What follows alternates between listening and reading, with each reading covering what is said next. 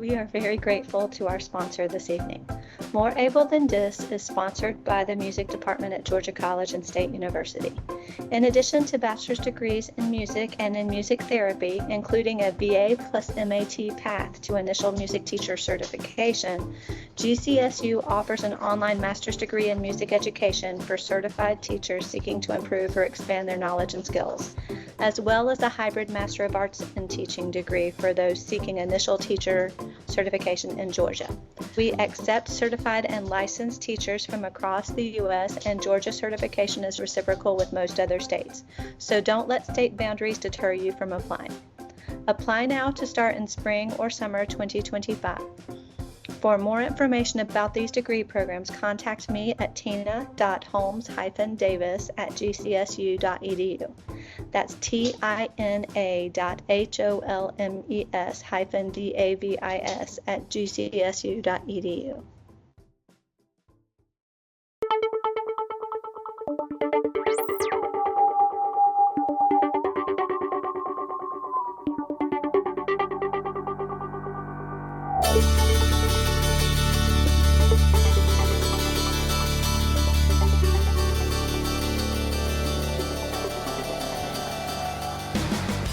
Welcome to More Able Than This, the podcast where we discuss everything related to disability and music education. More Able Than This is sponsored by the Music Department at Georgia College and State University, Georgia's designated public liberal arts university. Today we'll be talking about music therapy and music education with our special guests, Dr. Katie Whipple and Laurie Peebles. Let's see. So Dr. Katie Whipple is the undergraduate music education coordinator and music therapy, coordinator here at Georgia College, and Dr. Peebles is the graduate music therapy coordinator. And they both have experience in field and academia. Yeah, and I'm super excited to have them. They're friends. So let's start so that I'll quit bumbling with Katie, will you talk to us about the music education that you do with the work you do as a music therapist with Baldwin County schools? Yeah, so in 2016 is when we started the partnership there. Baldwin County in the school system didn't have any music therapy. And I knew that it was something that could be beneficial, not just for the students, the K through 12 students, but also our music therapy students. So as part of the music therapy clinic, we wanted to grow our clinic, and we reached out to the superintendent, and we also had the help of Jay Woocher, who was there at that initial meeting when we were proposing this program. So I guess we're going on 2016, 8 years now. And so right now, I'd say we probably serve about 80 kids with disabilities all the way from kindergarten to 12th grade. And then we have 2 performances each year. So one at the end of the semester. So all semester long, we're working towards, helping the kids develop some type of performance song. Erin Kelly is our part-time clinical coordinator right now. And she has dubbed us as for our theme is music through the decades. And so my class has the 80s. And so we are doing a version of Hey Mickey, but instead of Hey Mickey, we are incorporating the kids' names into it. And we're really, in that particular classroom, we're working on communication. So all of the things that we're working on in that setting are non-musical outcomes. And a lot of the kids that we serve, they don't get to go into like the music ed classroom or, band and things like that. So it does give them that opportunity to experience music in a way where they can be themselves. And then also, highlight their strengths on the stage. I mean, that is the fun part of the semester, is being able to perform for their families and the other teachers and all of that. So, all right. So the group you're working with this year, what age are they? So it is a K through 2nd grade classroom. Okay. So, yes. And are they playing instruments and singing, or are they just singing? How are we doing it? So they are doing a mixture of solo dancing.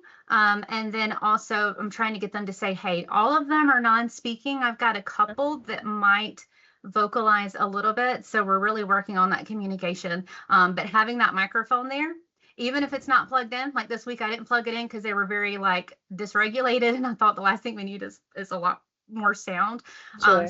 But just having that mic in front of them, and it's amazing because they are learning how to say, hey, that's all I'm working on, That's a start. Yeah. Hey, a powerful word, saying hello. So can you give us an example of what an older group, like a middle school or high school group, might do? So the high schoolers and middle schoolers, they tend to play more instruments for sure. They've kind of developed some of those motor skills, although there are still some motor deficits there. One year, what we did was a handbell choir using an adapted lighting system developed by Dr. Chesley Mercado. And the students knew when to play their hand chime whenever they were cued by a light. We don't have that system anymore, but it worked out great because we also had a student in there, an 8th grader, who was completely deaf, and he really didn't like to participate in a lot of things because he had some behaviors there that it kept him from, participating independently, but he was able to participate with us. It was amazing. Yeah, It made sense to him. He knew what to do. That's one of the things whenever I teach music for the exceptional child, the students seem most scared of are autism always because they're worried about kind of frustration breakdowns in autistic students. Yeah. And then also, what do we do with deaf students? Yeah. Yeah. So, and there's some really great ideas out there. And I like the idea of light trigger or light, not triggers, but light cues. Yes. So very cool. And on a similar but otherwise note, so Dr. Peebles, your doctorate degree from Miami is in music education with a focus in music therapy. Why do they do it that way? So that's actually a really good question. That's actually the way most of the doctoral programs in music therapy work. And really and truly, the only crossover was I took some of the summer classes that the music ed PhD students were taking, like specifically the research classes. But my master's degree is actually in music education. So I actually did get my teacher certification and really K through 12, but did a lot of my practicums within band, high school and middle school, and did my student teaching in elementary school. And I specifically did that because I was very interested in music therapy and the public school system and how we best can provide adaptations to these students. The PhD just opportunity came, and I just happened to go the PhD route and get into academia. Yeah, I remember that you said that you wanted to work in schools. So in your work in middle schools and high schools, what kinds of things did you do as a music therapist? So very similarly to what Katie said, kind of just depended on the students I had. Some of my favorite groups to work with were the classrooms for students who had emotional behavioral disorders, because we could really get into some of the more like talk and kind of help process through music what they're going through and be able to put that into words, and music being kind of a safe platform in order to do that. But I also loved my special education classrooms because we could work on some of those non-musical goals, which just depended on what those classes needed. But my middle school kids, a lot of it is we're starting to work on some life skills. Working on like telling time and how to make a routine and follow a routine, and putting that to music, specifically with like popular songs that they're listening to kind of help regulate their day, is something helpful. Yeah. All right. So yeah, I always have to drop back and remember that the primary difference between ed and therapy is what we use the music to do. Yeah. Right. So yeah, so did you find in middle school and high school that a lot of your students were playing like what we'd consider to be traditional band or orchestra instruments, or did you tend to play like classroom instruments and electronic instruments and things like that? So I would say like within the public school system, from my time just seeing clients in there, it was definitely more classroom instruments. In private practice, I did actually get to use all of my music education instrumental classes. I did adaptive baritone and adaptive trumpet lessons with one high school student because the student wasn't in a mature enough situation personally in middle school in order to be in beginner band. But by the time high school came around and doctors had figured out a good medication balance, the student was interested in being in band, but now was behind. So Sure. One of the things we did in private practice is I gave adaptive lessons.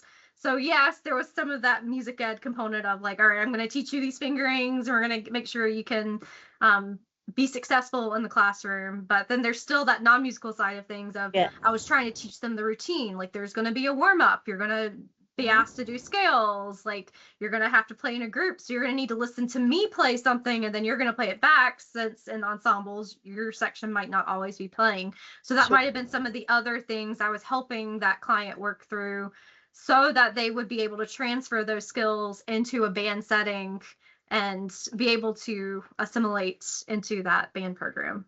Outstanding. All right. I really kind of I was going to ask about the Baldwin County schools, and then also about, the education thing. Do y'all have any other ideas about how music therapists might be able to support the music educators around, or, music therapy practices might be able to support the music education programs around them, or any things that I don't know enough to ask you questions about? So actually my master's thesis, since my undergrad's in music therapy, my master's is in music education. So one of the things I wanted to do in my master's degree is connect music therapy to music education. And so my master's thesis was actually action research, in which I went into a special education. I went into a general music class in elementary school, and interviewed the music teacher about a student who was being mainstreamed into the music class, which is something many music educators have to accommodate and find solutions for. And one of the things that she said is, like, I feel like all of my class time is focusing on this student and helping this student, and I'm not focusing on the other students. So one of the things that we were doing within my thesis is coming up with accommodations for that particular student so that that student could be successful in the class. And some of the accommodations were peer learning, like a kind of just from me getting to observe as an outsider, kind of seeing like which students in the class could be a buddy. Sure. But then I noticed that that student just really wanted to start like copying what the other students were doing and was actually getting more distracted. So we actually moved that student. We kind of just played around with moving that student. And the other thing I had we tried is just different ways of presenting the material, which in education we call that universal learning design. Yeah. So, but from that, one of the I say it's surprising, but I guess it really isn't. We all know this as music educators, is when you present the material in multiple ways, it doesn't just help maybe the one student, it helps everyone in the class. We actually realized that by presenting the rhythm examples that she was covering in class one day, we presented it visually, orally. We even had the popsicle sticks, and we were so manipulables as well to kind of play with the rhythm. Every student picked up the lesson more quickly than the teacher had actually planned on them all picking up the lesson, including the student who was being mainstreamed. So what we really learned is that obviously if we can find ways and solutions and make accommodations that really help the music educator, that's really one way that as music therapists we can step in and be of assistance. Because at the end of the day, we don't have music ed degrees unless you get a master's degree in music education. That's true. But we do have training and working with all different types of exceptionalities. Yeah. And we can rely on our music educator colleagues to tell us what they are trying to do and what they need to accomplish. And we can provide that support to help make sure that they're able to do their job and that all students are successful within that. So there can be that bit of collaboration. Sure. I have a lot of music ed friends, since I did come from the music ed world, and I get a lot of phone calls from them kind of throughout the year of like, hey, I have this student, what suggestions do you have? And I love those conversations because that's how I feel like I can help. Like, again, I don't practice music education. I love being a music therapist, but I am always happy to like talk through strategies and figure out best classroom practices so that, the music education teachers can continue to be the awesome educators that they are, and that all of our students can enjoy music, because that's really what we want at the end of the day, is everyone to have that opportunity to play music and be a part of the music making process. And that's why I really I watch music therapists work, and the two things that stick out to me are the ways that you are able to just find things that work. Okay, this child cannot play the whatever, but they might be able to play, and you'll actually create entirely new instruments that this person can play. But also how all of your little goals are hidden, the communication goal, the strategies for going through your scheduling is hidden, and the students don't ever realize it's there. All we're doing, as far as they know, is getting ready for the concert. Mhm. And yeah, I love that, because now as a music educator, I'd say it's bad form, because you need to announce your goals up front and have related standards and assessments. But y'all don't do what we do, and it works. It seems to work, and I enjoy it quite a bit. I would also say we have a really strong profession in the state. And so, for anybody that's listening who's like, well, cool, where do I even find a music therapist? I would invite you to look up our state organization. Our web address is georgiamusictherapy.org. I believe that's correct. But if not, you could just Google Music Therapy Association of Georgia. And there is a tool on there where you can look for music therapists. You can contact us. I'm serving as president for the next 2 years. So we will get that information. And if we need to connect you with the closest music therapist, we could do that, because like Dr. Peebles is suggesting, just to even have someone come in and consult, like come in and just observe the student in that environment, kind of see what's happening, see what's going on, so that some suggestions could be made about how to adapt the environment. Maybe we need to make things a little more sensory friendly. Sure. Maybe we need to think about how much participation is happening for that student, and what kind of peer buddy can we have, help assist in that. So they can provide some really good feedback, because that is kind of what we're good at, is that individualized treatment, and that's really what we're looking at. Well, and I love, as a teacher, the idea that I'm not in it by myself. Like, I don't have to be the one who comes up with all of the ideas. Right. Are you taking over that presidency from Jay Warren? Yes, I am. And he is serving as past president. So Yes. he is still there with us. And we also have Caroline Miller, who is a double Bobcat alum. She got her undergrad and her grad here at Georgia College. So yeah, we've got a great team of music therapists there helping to continue with that. But a lot of the growth from MTAG came from a lot of the Fulton County music therapists. Yeah. And when we started our Baldwin County program, it was, how are they doing things in Fulton County? That is sort of a model for how to do it well. Yeah, that's what the last 2 episodes have been, Jay Warren and Jay Woucher. So Yeah, I'm kind wonderful. of music therapy block here. Yes. The other thing that you were talking about earlier, something that I also have been trying to stress to our students, and they're seeing it early on in intro, is accessibility. Like, part of our job is that you get to be a problem solver as a music therapist, because you're going, okay, how do I make this accessible for the student or the client if it's not, in a K through 12 setting, but how do I make music accessible? That is something that we are trained to do. That's something that we need to do. And it's not easily solved. You really have to think, what does that student need? But a music therapist can really help with that. So especially if you're trying to think about, how do I make an instrument, accessible, what kind of modifications can we do? And then we might consult an OT, but we will have the resources to kind of start that conversation and brainstorming. I think that's where music educators get overwhelmed, because, I might teach 350 band students a day, but this student needs something that I don't understand, or I don't have right on kind of the tip of my head what's even possible. So I remember that after my stroke, I was in the hospital, and my left arm was not moving at all at that point. And Lloyd McDonald is a friend and a band director here in Georgia, and he said something about, we're going to make a clarinet that you could play with one hand. And I remember rolling my eyes and scoffing, but I owe Lloyd an apology, because it is a one-handed clarinet. But that's the kind of thing, like, if I walked into somebody's band room with one hand that worked and said that I wanted to be in band, what do you do then? Right. And so, yeah, and it's not that people don't want you there. It's just that, how. And so that's one of the big things that, I'm trying to accomplish in this podcast, is give us some examples of what has works and what can work and where our resources are, because, you only have so much time to devote to this without driving yourself crazy. Right. So, and I'm glad that you brought up universal design and learning, because that's my bread and butter. If we can make something that works sorry, I'm going to go back one more time. So whenever you're looking at working with people who are disabled, the first thing that I always hear is how much time, energy, money, whatever is it going to cost me to have you here? So I think that, when we can do universal design, and the fact that the elevator isn't just for the wheelchair user, the elevator is for everybody who doesn't want to take the steps, then it makes it a little more cost effective.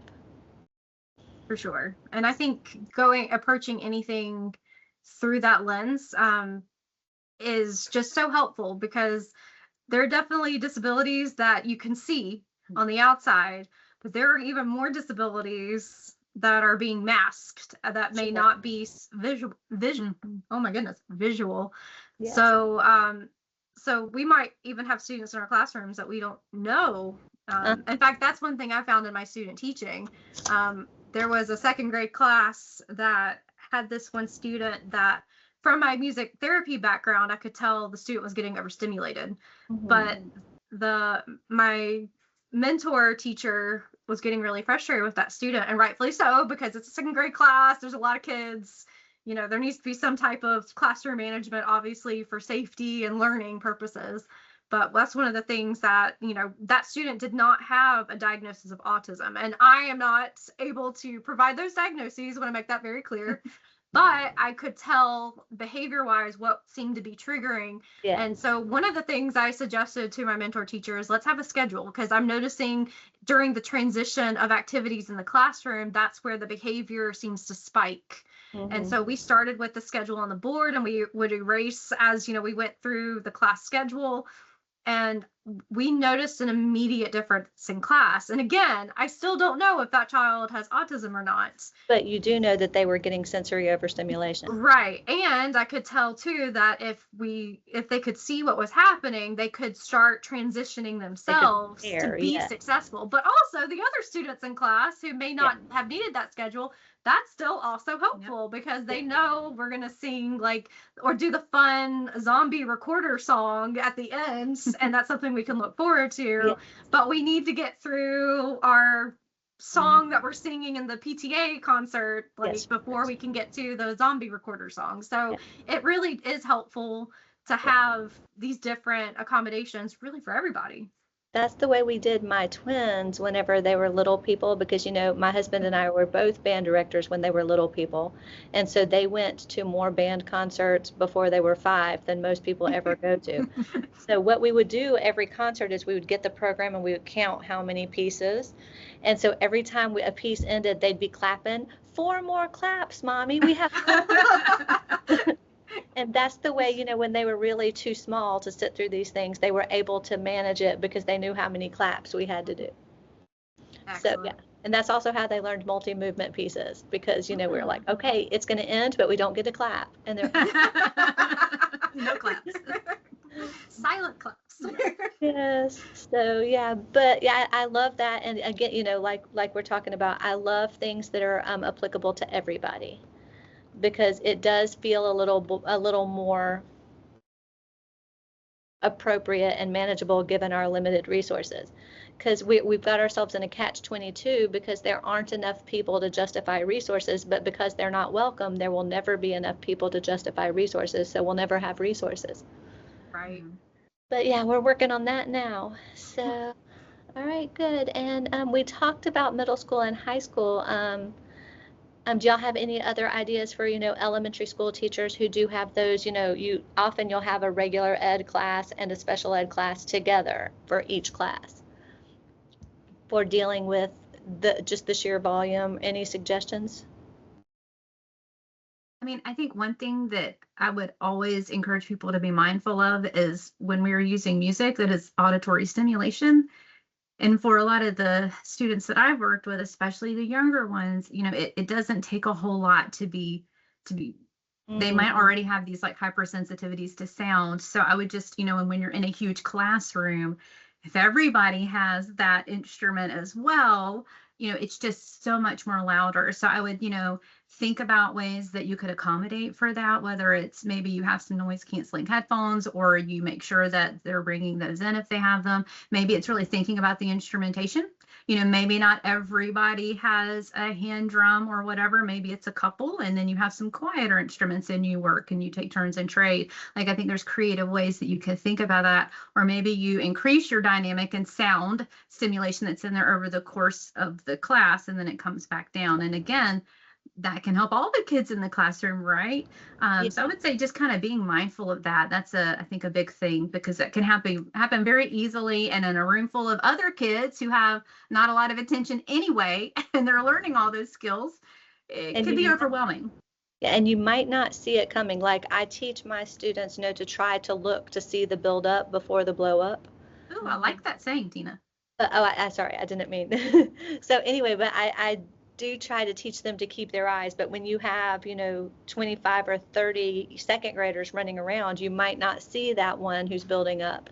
And then there is that tantrum that we were worried about having, because they got so frustrated that they no longer could hold it in.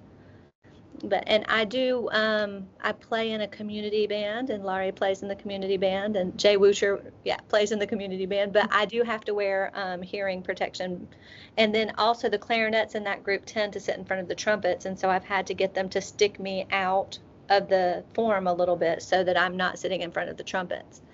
For that same reason, because you get in the group and it's just too much, especially when they get those fanfare things, and every piece is this big loud snare drum and trumpet piece.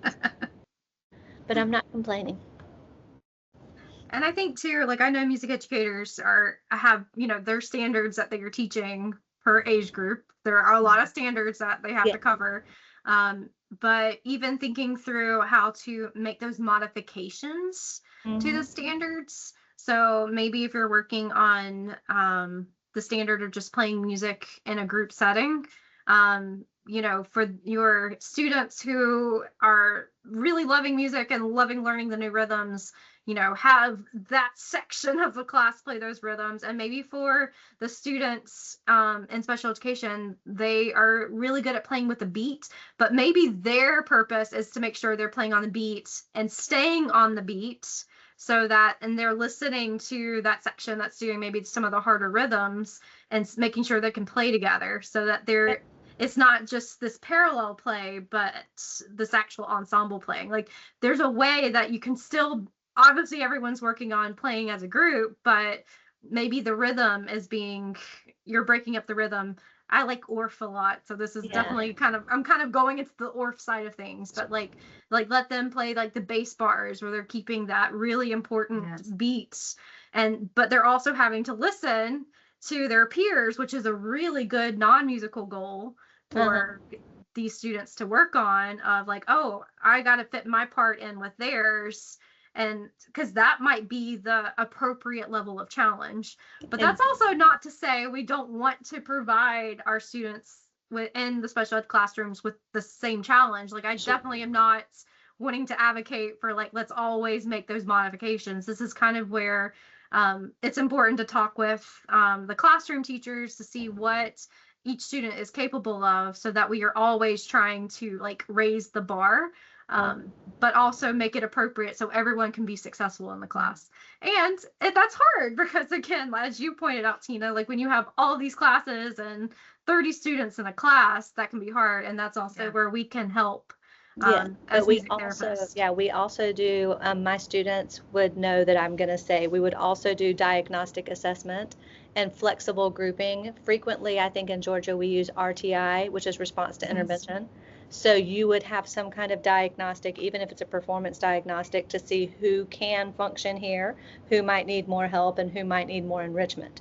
So one of our local teachers suggested recently, who's also a master Orff teacher, suggested that one thing that she does is, students who, what exactly you said, students who aren't quite ready, they stay on the steady beat, or they might not even get instruments yet. They're going to clap or do body percussion or whatever, because they're not ready to do this yet. So they're going to keep that steady beat, which holds us all together and provides a foundation. But if she's layering rhythms, there might be the one rhythm that's crazy, and she holds that one rhythm for the child who's bored already. So, she has that enrichment and remediation built into her plan to do whatever it is that she's already doing. Excellent. Yeah, so sorry, I had a question a minute ago and it popped out. I'm going to get it back, I promise. Maybe not. All right, so anything else that you think is important to say, and it'll trigger me and I'll write it down.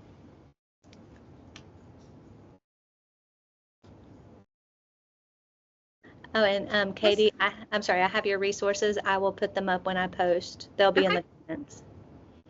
I would just say, going back to like how to find a music therapist. We mentioned how to find it in the state of Georgia, but also you can Google, so you don't have to actually remember this website, but you can go to cbmt.org. And there's also a Find a Music Therapist on that page. And these would be board certified music therapists, so music therapists that have had the training as well as have passed the national board certification exam. And that is a national list. So that way, if you're listening from not in the state of Georgia, this is a way you can find a music therapist in your state, and maybe even in your town. That would be a good connection to make. All right, I did remember. So what are things that maybe music educators could do to reciprocate? Are there things that music educators can do to help music therapists? Or does it depend on our clientele and things like that? Actually, yes, because one of the helpful things about getting my master's degree in music ed was we do adaptive lessons a lot in music therapy. And for that previous example I gave, sometimes we work with clients who are maybe trying to transition into like an ensemble, and we want to help and make sure that they are successful in that ensemble. But at the end of the day, we might not know all the basics and foundations of how to approach an instrument. That's something that's been helpful for me, because having taken these instrumental classes, I know like the best way to at least start approaching when you like pick up a violin, but a lot of music therapists may not have that knowledge. Sure. So, we might not start with a full instrument. If you're learning a woodwind or brass instrument, we would probably just start with the mouthpiece, but that's not a concept that music therapists would have. So a way that a great reciprocation in my mind is the music educator helping us think through what are the appropriate pedagogical steps that can basically help us provide these adaptive lessons, so that we're still working on non-musical goals, but the musical goal in the end is that the child that we're working with will be able to be successful within a music education class. Outstanding. That's wonderful. And I'm thinking now of some things I saw with the creative expressions rehearsals last semester. And then also, if you've seen Julie Duty's, what does she call it?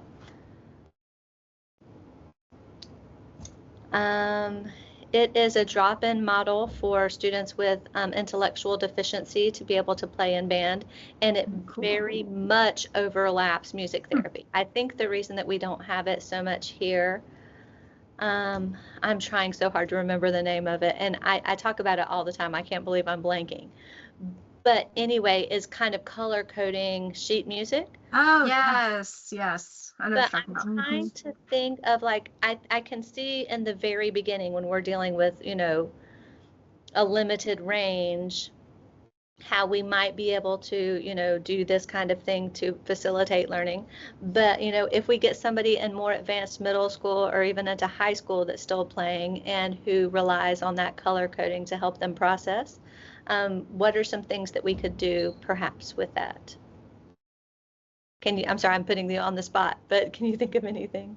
Well, no, but I will say, so I know, kind of going back to creative expressions, I don't know what groups you observed, but one of the things that we did with our smaller our smaller rock ensemble, where we had like a bass player, a drummer, and guitar player, singer, keyboard, we would pair, our students up with one individual, and then we adapted the notation per individual. So like for the bass player, we had colored strings. And so we could very easily be like red, red, red, red, blue, blue. But one thing that I found is when everybody had their own adapted notation, it got to be a little difficult to lead everybody together. Yeah. So one thing that we were trying to move towards was really helping them, just letting the letter, the actual note name, become the cue. So really working on that, practicing that together so that, instead of kind of relying on that colored notation, that might be a good beginning, but then how do we kind of help them begin to remember, okay, well, this string right here that used to be blue, this is actually a D. And if I say a D, if I'm leading the group now, my keyboard player knows where it is because I have it, maybe it's also blue on the keyboard, but it also says D, and so forth, so that we could kind of move to that common language. Yeah, I think that actually it's United Sound is okay. the organization that Julie came up with and developed. But I think that in her organization, you start there, and then if you can progress into more traditional notation and to higher kind of functioning, then you would continue. This is that kind of differentiation. But perhaps, if you can only play this string, you might have a drone, you might have a whatever, Yes. or you might stay at this level if that's as far as you can go. So maybe my question would be irrelevant, because if you can't progress, then maybe you just stay there with the colors that we have to begin with. Yeah. And I will say, when I've tried to get clients to move away from the colors, I start off by just removing one color, so we can get you. So all the colors are still there, but then maybe for piano, I always start with double dog D. Double D dog. Yeah, I can't think of what I call it now, but because you can look for the 2 ears, and then that's the D, but all the other colors on the keyboard are still there. And then D becomes dog, and then and then again, after we're really comfortable with that, I'll remove another color, so that by the end of the time they're not dependent upon the colors. But that's a very long process. Outstanding. And that actually reminds me of the thing I forgot earlier, which is, I'm very big, and I actually did a podcast when somebody was sick on the musical process versus the musical product. So what are some things, thinking about students who may not be able to progress beyond the actual music competency here, but they still want to be musicians? What are some ways that we could possibly get them in? Do you advocate individual performances for these people that perform at this level, or how can we help them to be contributing members and not just people who hang out with musicians? Well, I think instead of that vertical growth that you would kind of think about if you're going to stay at that same level, I think there's ways that you can just that they could continue to participate, and maybe it's at the same level, but you're just providing variety. Maybe it's different instrumentation, because you still are trying to provide a novel experience and actually have them an active contributor, so maybe it's kind of changing some of those things, the instrument that they're using, or maybe they're still working on things like a steady beat, but they're, removing some of those elements. Maybe we're just going to play on the 1 and the 3, or just during this one period, so that you're staying within that same place on the horizon. We're not really increasing the level of complexity, but we are adding some novel ways to approach it. All right. Yeah, that is actually wonderful, because I think that's a big, the students, my husband's school is the autism hub for the county that he works at. So he has students with autism throughout his program, and they just audition like everybody else. So he might have students with autism in each of his bands, but they perform at the same level as the people in those bands. And I think, kind of one of the scary things happens when we get somebody who just may not be there. And we don't want to say no, but we don't want to mess up everybody else's performance because this one person we want to say yes to, but they're not up to this performance level yet. So lots to think about. Anything else? No? All right. Well, this brings us to the end of our episode. Thank you to Drs. Katie Whipple and Laurie Peebles for joining us to discuss music therapy and music education. We hope you feel inspired, equipped, and ready to work with the disabled musicians in your community. If you learned anything here, please like and subscribe to our show, and return on November 9th for our next episode. Until then, this is Dr. Tina Holmes Davis reminding you that small efforts create meaningful results.